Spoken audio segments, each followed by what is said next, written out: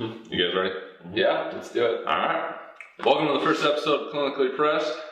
This is going to be our first roundtable discussion. We're going to intermix these in within all the interviews that we're going to be doing without our time doing this podcast. I'm Joel. This is AJ. This is Kyle. So we're just going to jump right into talking about some of the misconceptions, the beliefs, and things that just seem to be lost in the world of health, wellness, all the information, all the quick fixes, and all the fads that are out there. So I think we'll just to get started off, AJ, what's your first big one? You're the nutrition guy, and nutrition is obviously very tough. Yeah, not only nutrition related, I'd say one of the biggest misconceptions I see in the fitness industry is the misuse of certain training programs for a certain goal. To give an example, a lot of people think if you're going to lose weight, the best way to do it is go down to any fitness center, hop on an elliptical, 30 to 45 minutes, and just plug away, get your workout in, and go home. Where I think you'd be much more better off if you did 30 to 40 minutes of some kind of strength training program, higher intensity workout, and I think that'll help you achieve your goal. And kind of along those same lines, as people get too wrapped up in this idea of I need to lose weight, I need to lose weight, I need to lose weight, whereas if you shift your mindset a little bit and focus more so on just improving body composition, I think that's going to be more beneficial in the long term. Helps improve metabolic rate, helps you keep that weight off moving forward in the future. So again, it's not just losing weight, and if you kind of get away from just hopping on treadmills, ellipticals for 45 minutes, and again, ramp up the intensity or shift the style of training completely, I think it'll really pay off a lot more than, again, just the standard slow state, steady aerobic exercise that people kind of have focused on so much in the past. I can't remember how we wrote the article, or I'm pretty sure you wrote it. I can't remember who wrote it. But it was basically like, the scale doesn't lie, but it does. And so I know when we did that SNAP study, it was really interesting that, people were like, oh, I only lost like 3 pounds total. Right. But when we compared actual body count through the bod pod, they lost like 6-7 pounds of fat, but they had actually gained some muscle on a really simple, easy weightlifting program, and then they were like astonished by it. Right. So even trying to weigh yourself every morning, you may not be getting the success that you want by the numbers, but it's actually a better composition. And when you look at people's subjective goals, a lot of times they say, yeah, losing weight's part of it, but I want to look more toned, or I want to have more defined muscles. And again, there's a whole other misconception. Yeah, but that's really what you're going after, is improving body composition, and you need to lose body fat and increase muscle mass in order to get those muscles to be more visible or look more toned and ripped and so forth. So losing weight's not going to get you to that toned look that you're looking for anyway. Right. So again, doing this kind of training is a multifaceted approach to getting all these kind of different goals. Do you feel like people buy into that typically? Like they'll jump on board and they'll be okay with that, and the scale's not going down necessarily? Some do, some don't. Like this study that we ran last summer, we had people literally quit the protocol that they were doing because they were discouraged that they weren't losing weight. But then again, when we tested their body composition, when they came back, they're like, you had an incredible body recomposition going on. Again, you're losing fat mass, increasing fat-free mass. That's everybody's goal. Right? Yeah, exactly. That's having your cake and eating it too. Not that eating cake will get you there, but true. But again, that's overall weight loss. I know some would lose like 3 pounds overall. Right. But huge transformations in fat mass and fat-free mass, again, which is really what you're looking for if you're trying to get more toned and things like that. One thing I like saying is if you just focus on weight loss and you just do the kind of standard slow state cardio type of training, you'll get into the situation where you're skinny fat. You may be of normal healthy weight, but when you test your body composition, you're going to be 30, even 40%. Even though you look lean, you hardly have any muscle mass, you have a higher body fat percentage, and again, that's not ideal either. So again, that's where I see people getting wrapped up into this non-efficient style of training because they think it's the best way to go. And I've told you this too, I feel bad for these people because you walk into a fitness center and they're overweight people trying to run on a treadmill, and it sounds painful and it looks painful, they're not enjoying it. Probably is painful. And they're just kind of, they don't have great form, they're slamming away on the tread, and you're just like, oh, you could do something that would be less painful, Right. way more efficient, if you just went down in the weight room and did some of the strength training activities instead of that. Do you see this a lot? Because obviously you work with a different population than I do, because I'm mainly athletes, and weight loss isn't a huge part of what we deal with, but you see a completely different side of it. Yeah, I tried. I mean, I do see that. I have patients come in and they want to try to lose weight or get on the exercise bandwagon, and they think the answer is to go out and buy a treadmill or, get the elliptical, and they're just going to pound that out. And for one, I don't think that sounds enjoyable. I hate it. I didn't know better. Wasn't my favorite part of the workout. Yeah, so I think it's tough, and I try to, just try to get the mindset shifted just to maybe transition a little bit, maybe do some body weight stuff or incorporate some things where there's a lot you can do at home. Mm-hmm. Maybe if you love the treadmill, that's great, but, try to mix it up a little bit too. And that's a good point, is sometimes in the industry, people take this train of thought that strength training is better, and they go the completely other end of the spectrum, and they almost damn you if you do any kind of aerobic training, where aerobic training still has great benefits. It improves cardiovascular health, increases aerobic capacity if you're training for a marathon, things like that. That style of training is definitely going to be beneficial, just not as beneficial as a weight loss tool as strength training can be. So I don't think you want to completely eliminate either from your training. Just know what it is that you want to accomplish. Sure. And go about that. And not that it's completely related, but listening to some of the CrossFit guys, they're realizing that now. It's not all the anaerobic go. They've started incorporating more of the aerobic training because it's evolved so much that that's the advantage they need in order to be able to beat the best guys. You can't completely ignore that side of the spectrum. There's some people too that need that fix, like their cardio. They have to get their running, and it's that's great. I'm not going to discourage that, but try at least we're moving. Strength training, and When I was over in India, sitting with a StrongFirst guy, it's a kettlebell certification, South African, played rugby, gigantic man. We're sitting over there. It's a fitness kind of thing. First one in India, and there's this Bakwa dance thing, Palaxing. Some other martial art cardio thing, and so it's all basically loud music, jumping around, yelling, do this, that, and the other thing, and it was killing your eardrums. And we both kind of looked at each other, and he goes, "Well, at least they're moving." So sometimes that's as good as it can take. So we'll take what you can get, but I think your point is huge with that, and that was one. I don't know if it's a misconception, but it's one I always kind of argue with why I don't do cardio and I just lift. Muscle is your most metabolically active tissue, so in theory, the more you have, the more it should burn throughout the day. Yeah. So that's my argument on why I can just lift and still eat pizza on the weekends. And so when we work, if you could affirm that, that'd be awesome. So I feel a lot better about my life. there is a direct relationship between the amount of fat-free mass you have and your resting metabolic rate. So the more lean mass you have, more calories you're just going to naturally burn throughout the day. And if you look at it, it allows you to eat more. That's it. If you're looking at maintaining Moderation. Yeah, exactly. But with our football guys, when we ran our study this last fall, they were having to eat 5,000, 6,000, 7,000 calories just to maintain their body size throughout 2 days, because they're larger athletes, they have more fat-free mass, and granted they're practicing and training 3 to 4 hours a day. For sure. So they need to eat that much to maintain size, or they'll become weaker, which unfortunately we did see to some degree. Those guys were losing lean mass throughout training camp. Definitely. I think going back to the body composition where you talked about the skinny fat, just composition wise, how it's not as ideal. You have those people that are going to do, running, training for a half marathon or whatever they're doing activity wise, they're going to be much more prone for injury too, because they don't have the stability there, and it's double-edged sword.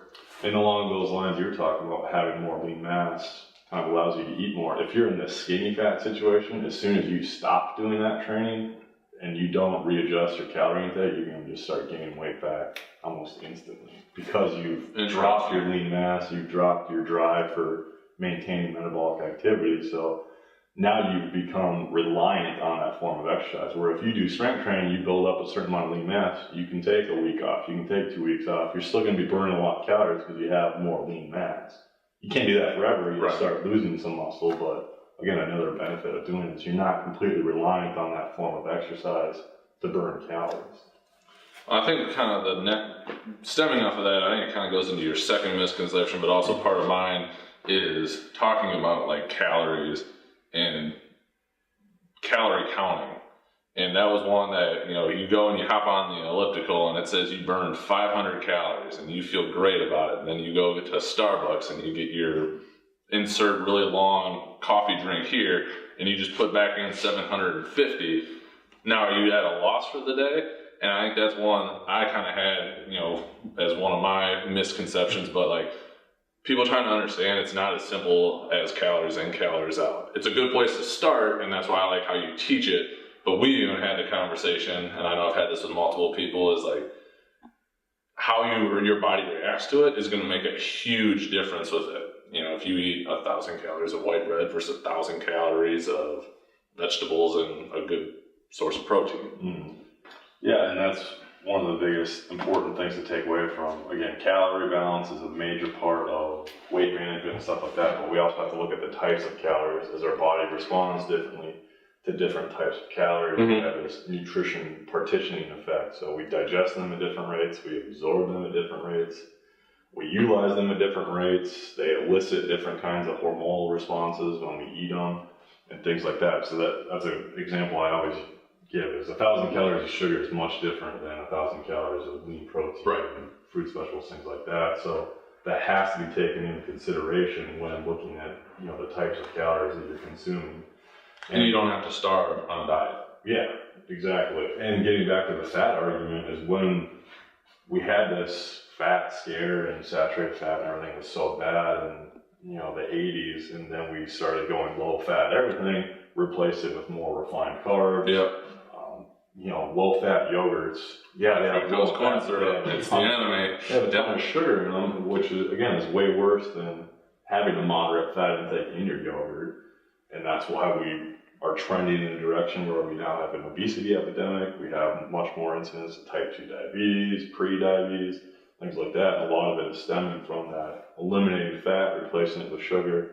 Now we got a whole other problem on our hands. I know we both reference this a lot, and we both get angry when we watch it, but Fed Up, the documentary where they show that at the beginning of like how cereal is healthy because it's low fat, but then it's packed full of all this other stuff, and how that's misconception, and parents are feeding this to their kids because it says that, and that's what they think, and yet their kid still is gaining weight or it's not getting better. Well worth checking out if you guys got the time. I know it was on Prime. I don't know if it's on Netflix, but it's well worth the watch. I think the micronutrients are important too, where you're just looking at macros and just straight up calories. I mean micronutrients, you need those for your processes and enzymes. And absolutely. Mm-hmm. So kind of switching off the nutrition thing, we'll go over because Kyle hasn't talked much yet. What's one of the big things that you see, especially working in your world, that is a huge misconception? So I think core stability is the biggest far and away. I think core is overplayed in everything. Core this, core that. You want a strong core, but what is a strong core? I think a lot of people's belief in that is I need to do sit-ups, and just strengthen my six-pack. And I think that's starting to become better, where people are starting to realize maybe it's just not that as much, but so the core is not just your six pack. You've got the transversus on the sides. It's encompassing the full 360 around your core, and it's the pelvic floor. It's the diaphragm as well, and it plays a role in performance and injury. And a lot of the athletes at EWL, that we're seeing, it's the same thing over and over. We just have the same discussion. Just trying to work on the same things, but people just fall into the same patterns of just, they get into, tightness in the hip flexors and the erectors, and just not activating the diaphragm. And, so we just go back to just kind of working on more of a posterior pelvic tilt, activation of the diaphragm, and able to activate some of the transversus and some of these other muscles. So what's the best way to train that instead of just doing 1,000 sit-ups a day? Hanging leg raises, hip flexor exercise. Like with those areas of weaknesses that you talked about, what's some of them better corrective exercises that you could do to address some of those areas? So I think before getting even into the exercises, just laying the foundation of being able to activate the diaphragm. So when you breathe in, your belly should go out. So you're actually using your diaphragm to breathe. If you watch a baby lay on their back, you know, it's just their belly going in and out. Mm-hmm. If you watch a typical adult lay on their back, you know, their belly's pretty quiet and it's all up here. Yeah. I mean, just because we do so much up here with typing and driving, and people carry their stress and tension up there, so they carry a lot up here. That leads into shoulder and neck problems. But yeah, so just starting off, just being able to activate the diaphragm is huge, because everything plays off of that. Everything that you should do, you know, your stability is going to come from here. So working on that diaphragm activation, it's boring and it sounds like a lame thing to do. I'm just working on it. Yeah, exactly. Especially like these big football players and stuff. I mean, they're like breathing really, but I mean, it's important and it plays a role. And I think they start to see it as they progress and they start to get some results. But laying that foundation, and then just being able to breathe correctly through any movement and activity. So if we start that, work on just the breathing and the activation, and then you can start to incorporate movements and make it more complex from there. Side planks and stuff are going to work the transversus. Dead bugs, bird dogs are all good things. But while doing that, you have to maintain proper pelvic positioning and core activation, diaphragm activation. So that was kind of leading into one of the questions I had for you. So if you were to take 3 ab or core exercises and say, don't do these, that are actually more bad than good, and replace them with 3 ones that are way better. Yep. So yeah, I would not recommend sit-ups, just because, I mean, it's going to just overactivation here of the rectus. I mean, everybody loves the 6-pack, you know, for the pictures and the beach and everything, but favorite thing is, you want a 6-pack? Try 5 sets to stop eating so much crap. There you go. Yeah, another area to start. Dietary, yeah, for Thanks, sure. Teen Nation. So, I mean, you could replace that with the dead bug, so laying on your back and just arm and leg opposite down. That's going to kind of work the cross patterns too, which is great because our bodies kind of work in that direction. Yeah. Front planks are good. They're better than sit-ups, but still, if they don't have the proper activation and stuff, and they have back problems, maybe not the first thing I would recommend. I think people always forget to use their glutes on that too. Yeah, trying to get it all in the core, you got to get everything. And that's going to keep the pelvis in the right position. And it'll help you go another 30 seconds. Oh yeah. Plank, if you engage the glutes. Yeah, it's tough. Yeah. So yeah, I would say that'd planks, side ones maybe better if you can do them. Yeah, absolutely. Side planks are great. You know, and if you can't do a full out side plank off your feet, just going off the knees, starting off. I mean, you can just progress up. If something's too easy, usually you can make it harder. So, you know, you just work. I was going to get into this later, but form's everything. So I'd rather someone do something with perfect form and only do maybe 2 to 5 seconds, as long as it's perfect form, rather than doing 10 to 20 seconds where it's just atrocious. I mean, you're just training improper patterns. So you got to build that, you know, build the right foundation and the proper patterns, and you'll progress from there, but then you're going to be less prone for injury down the road. So speaking of injury, how about ab crunch machine, curls that you go into the gym and everyone's going front, back, extension, ab. Hold on, let's go for that quick disclaimer. We understand the core encompasses more than right here. We already know we'll get some feedback from that. But before we get into that, word from our sponsor. Didn't you take care of that? Yeah. We'll get sponsors and then we'll plug them in here. But for the time no being, sponsors. No, it's not. Oh, anyway, wow. Quick commercial break. If you're interested in it, let us know. Check it out. Quick word. Yeah, there you go. Yeah. Anywho, back to that, because that ties into one of my things about technology and all the machines and whatnot. But yeah, if you want to take utilizing. It's the same thing as a sit-up, in my opinion. I mean, it's still working the rectus, and which is over dominant anyways, typically. So, and that's all just sagittal plane stuff. So I mean, there's things that you can replace it with. Whole other topic is just sagittal plane. I mean, this could be a whole other podcast, but there's so much movement. We're always looking for ideas. Write that down. Yeah, exactly. So the sagittal plane, I mean, all these exercises that we're doing in the gym are all sagittal. Nobody typically works like transverse or the lateral frontal plane. So I think that We're probably doing enough of them already. Yeah, I mean, there's so much in there, so I think it's good to incorporate other, so rather than just a straight squat or straight lunge, maybe a side lunge as well. So back to the straight sit-ups, I mean, I think it's better to kind of work those cross chains, some of the less activated muscles like transversus. So if we're trying to mix up the direction a little bit, how about the ones where you put your arms behind the pads and then you're doing these oblique rotator? Those are, so I like a landmine, I think are awesome, like where you're really working like anti-rotational, but you're not torquing the lumbar spine, getting to like the discs and everything. So if you don't have a ton of flexion with the twisting, that's another thing I don't like about the sit-ups is you're just crushing that disc. I mean, it's putting it into flexion.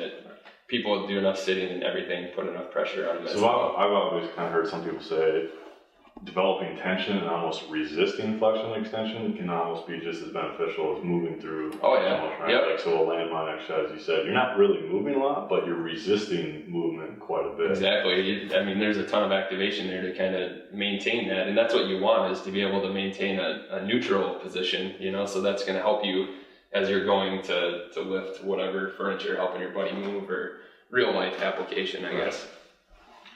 So yeah, all that ties into in your office. Yeah. Kill each other. our camera guy Justin had his good abdominal bracing as he had to get underneath. Yeah, how's your back feeling? Side story. So there's a desk in the office here, and I built these things to raise it up so we could have. This is a perfect segue into one of my things. So keep going. So I could have a standing desk rather than sitting all the time. So I would kneel all the time at this desk, and knees get sore on a hard floor, and it'd just be nice to have a standing desk. So I built these things to lift it up, but then I got them in here. I was like, well, how am I going to get this desk on these things that I built? So we're shooting video the other night, and I'm like, well, I got these big, strong guys here. Well, I'll work together, and still couldn't get it up. So Justin, the camera guy, gets underneath the desk and does a squat to lift it up while these two are on either side, and got him slid under, and it works great now. So thanks, guys. Justin, yeah, he didn't have an injury, so.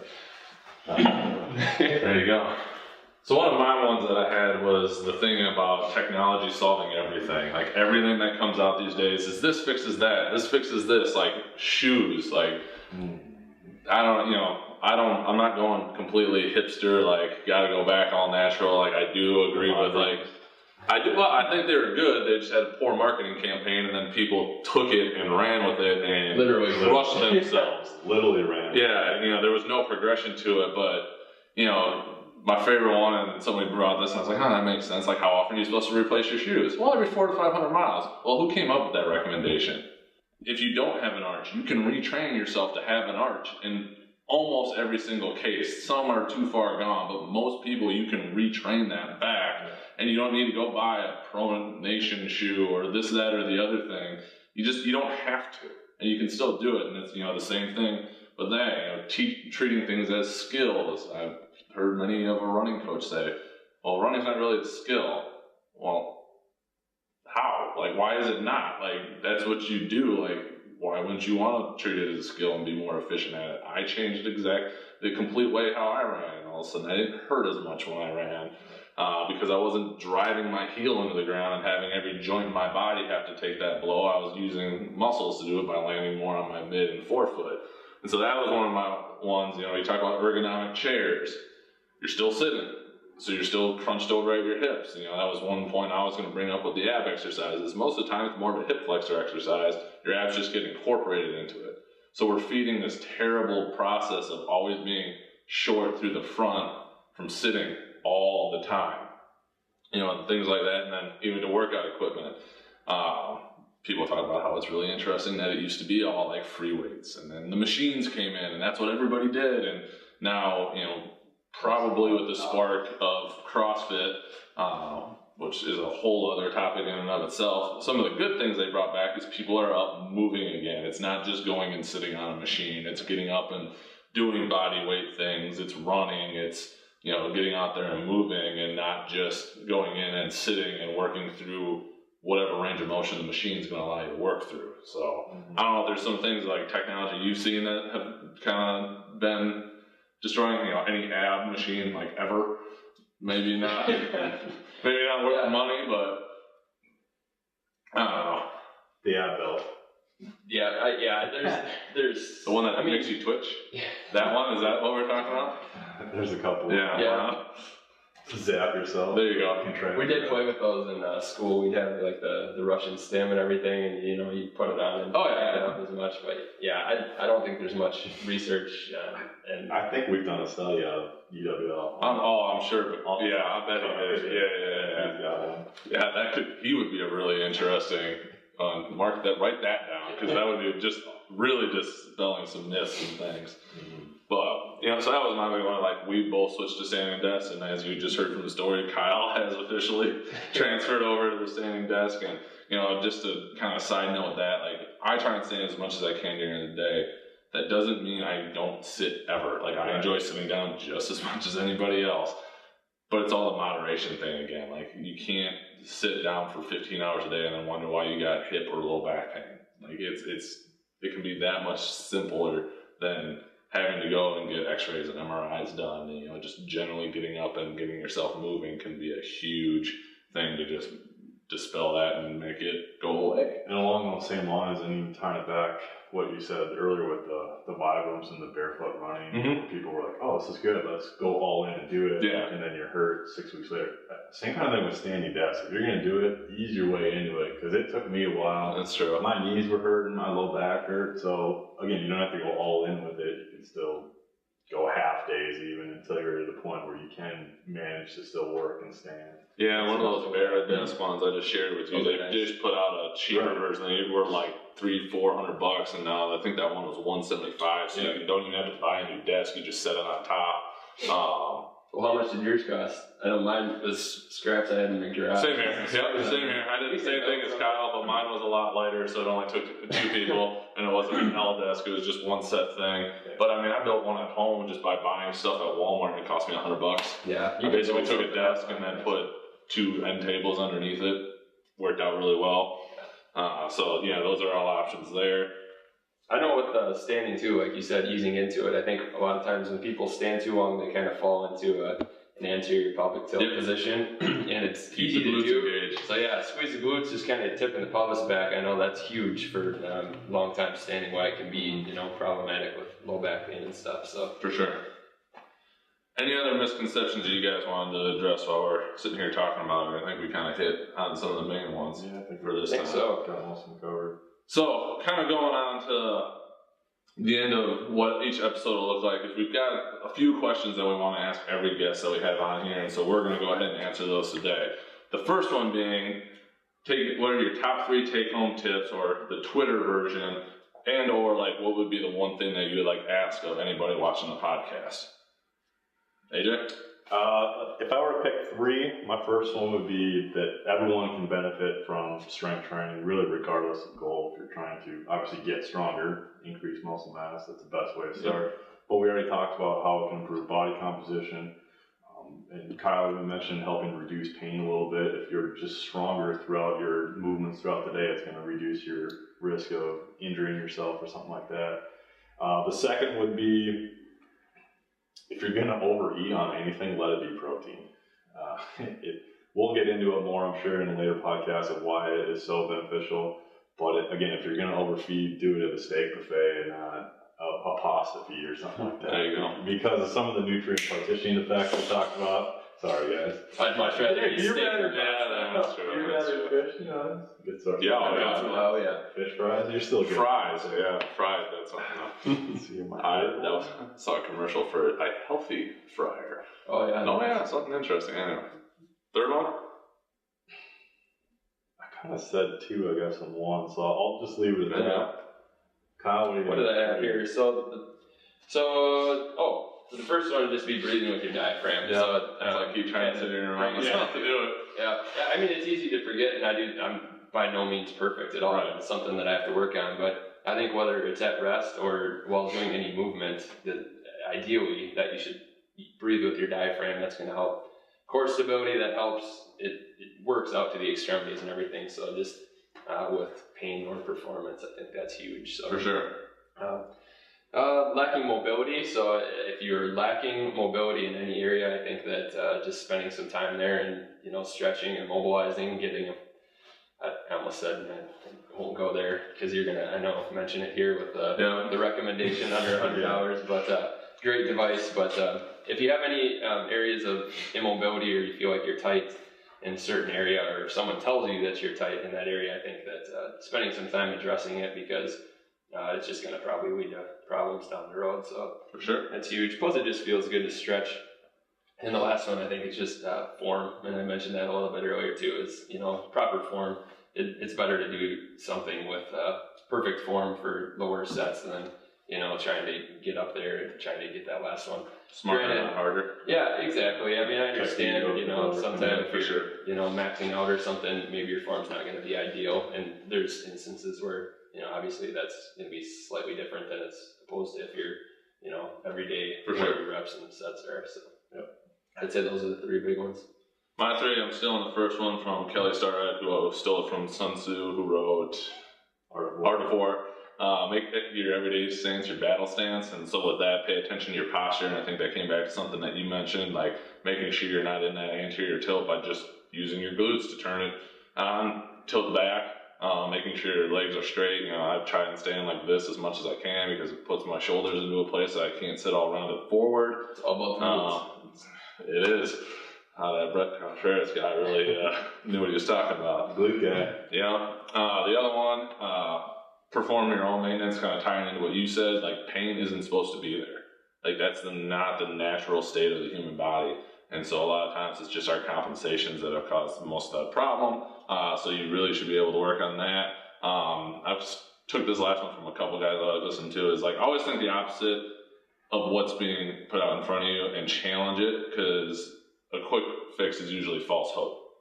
Anything that says it's going to happen for you right away, it's probably going to give you just as short-term results as it's claiming how fast it's going to get you there. And then as a kind of squeaking the last one in, get a stand-up desk. It's been great.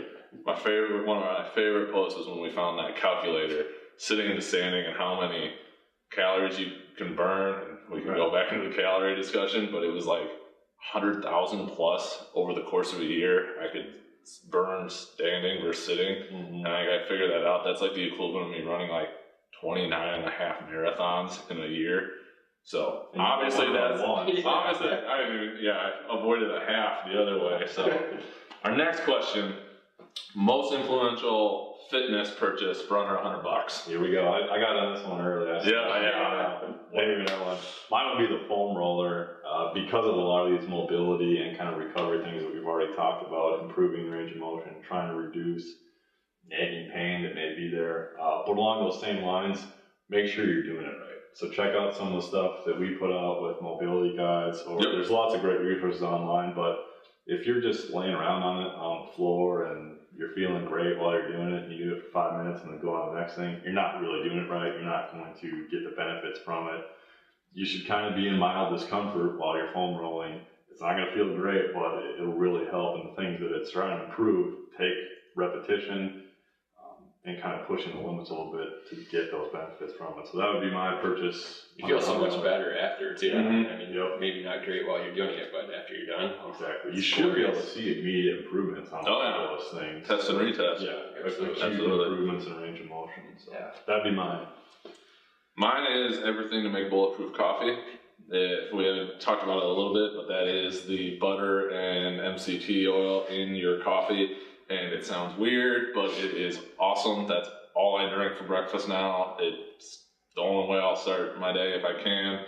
I didn't have it today, but hopefully I still seem sharp. But it's a lot of fat, but it tends to make me feel full, gets me to lunch, and then it also helps me just feel like I'm a little bit more focused, got my body running a little bit smoother in the morning, and allows me to go into an intermittent fast. And so, gonna keep riding that train. When I looked at this list, I was the third one to add something, unfortunately. I would have probably said the same thing as AJ with the foam roller. Yeah, or any tool. I've got softball, baseball sitting there. I mean, we've always got them in here. Right. Yeah. So I was just talking to a patient last night about how he's got one and absolutely loves it and lent it to his father-in-law. You know, it was like 2 weeks, and he's like, literally, man, I need this back, or I'm gonna go buy a new one. But like, Nice. Seriously. Nice. And he was freaking out when his kids hit it and stuff. And so I tell patients, like, if you don't like it, bring it back. And I haven't had someone bring one back yet. They just love it. So. Nice. For sure. And then our last one, what would you tell yourself in either your training or your education if you could go back 10 years? Go for it. All right. So what I would tell myself is basically lay it out, set your priorities. You know, get your priorities, what's important to you. Based on those priorities, set your goals. So I have my priorities set. Now I got my goals set, what I want to accomplish, and then set out a plan how you're going to accomplish those goals, how you're going to tackle it. And then based on my schedule and family life and everything else going on, how am I going to incorporate this into my daily life? Make a plan. I mean, it's good to have goals, but you have to figure out how you're going to get them. And if it's not functional for you, if it doesn't work with your daily life, it isn't going to happen, you know? So you have to make it a routine, basically. For sure. So I think that's very important. And then along the way, I think it's good to just smell the roses and enjoy the ride. You know, it's very easy to, you know, think about the next thing and what could be and what could be. But I mean, once you get there, then what? You know, you got to enjoy the ride, make it fun. Where were you at 10 years ago? 10 years ago. It's 2016. I would have set the tone for all that message. Yeah, I would have been at UWL, so okay. In my 4th year at UWL, so I was starting to get stuff straightened away, and we don't make you say how old you were then. Yeah, that's all right. None of us are that old. There you go. What about you? Mine's gonna be training related, and for me, it would be don't ignore the recovery part of your training program. Yeah. And this is everything. This is sleep, this is nutrition, this is active recovery, and things like that. So, you know, a lot of people will work out religiously during the week, and then on the weekends, well, party like crazy. They'll eat like garbage, they'll sleep 6 hours a night, and then they expect they can pick it right back up on Monday and be ready to go for a new week's. How did you know me so well in college? And I mean, this is from experience. Right. This is why I'm telling myself, hey, this is going to catch up with you later in life. Mondays are bad enough as it is. Yeah, exactly. Wait till the real world. And in terms of active recovery, I wish I would have known about the benefits of mobilization work back then, because otherwise, if you ignore them and you keep ignoring them, you know, I went to school for a long time, so I sat in the desk for a long time. Right. I have a ton of low back, hip flexor issues that have now created movement restrictions that now, you know, I struggle with when I train, when I do squats, deadlifts. I have these movement and chronic nagging issues that I have to work around. I'm always bugging these guys, hey, this hurts, that hurts, what can I do? And a lot of it's because I ignored this stuff for so long, and now it's caught up with me, and I can't train the way I used to because I have to work on some of these other things first before I can continue on. So that would be mine, is don't ignore that stuff, because it'll eventually catch up to you, and then you're going to be stuck facing those instead of whatever your training program wants. So you're 10 years ago, college? Which part of college? Yeah. Undergrad still? Around undergrad. Undergrad still? Okay. The beginning. The beginning, yeah. For me, 10 years ago, would have been right in the beginning of undergrad. Mine would be, there's no quick fix. It's don't spend as much money on stupid supplements as you did. Wish I could have that to invest back in. Bodybuilding magazines and all of those mean nothing to an athlete, and they don't help at all. Still reading. Yeah, you got research going on about that. Eating more doesn't mean eating whatever you want. We touched on that a lot. Going back beyond 10 years, like I wanted to get bigger in high school, so I would get like 2 chocolate milks and a donut. Tasted good. Tasted great. I don't know, probably not how I wanted to. More on the academic side of it, study sooner than later. I just feel like I lost out on a lot of time. Things that I could be bringing in, didn't take advantage of opportunities as much as I could have to learn stuff from different people. And then kind of going, the last one was going back to one of my favorite podcasts I've shared with you. I should send it to you. This Dan Pena guy, and I won't use his exact quote, but basically just effing do it. Like, get started, get after it, get it going, and you never know what's going to end up happening. And that's something that I'm really trying to focus on now, is just making sure we're not just planning and thinking about it, talking how great it is. Like, let's just go do something. So That's why we're doing podcasts. there we go. Yeah, get it going. So with that pretty much sums up the first episode. Kind of in closing, please take a chance to go check out our Kickstarter campaign and check out our promotional video on what we're trying to get accomplished with this. We're trying to just build it, make a better product, get better recording, hopefully hook our camera guy up with something because he's been such a good friend to help us out. We'll hopefully have an interview for our next episode. We're going to keep that a secret, mainly because we're not sure who that is yet, but that will be coming out You got some options. within the month. With that, if you wanted to find any more information on this, you can check out clinicallypressed.com, where we'll have links to all of the episodes as they get going and some other informational links. You can always check out totalathletictherapy.com, our daily blog that AJ and I run. That's free with just new articles, tips, things like that. We just launched our website as of 13 hours ago, so that's up there and fancy now, but we reference like mobility things. We've got a couple free mobility guides on it, some nutrition help, even some basic starter programs that you can just download for free, and then obviously we can take things from there. If you ever need to look into chiropractic and you're in the Cooley region, check out Dr. Kyle and his wife Erica's place, Cooley Health, cooleyhealth.com, if you want to take a look at that. And we look forward to having you on future episodes. All right. Sounds good. We did it. All right. Time. What was the time? 41. Yeah, you were right on that. Dead on. Nice That was good. Yeah, that was good.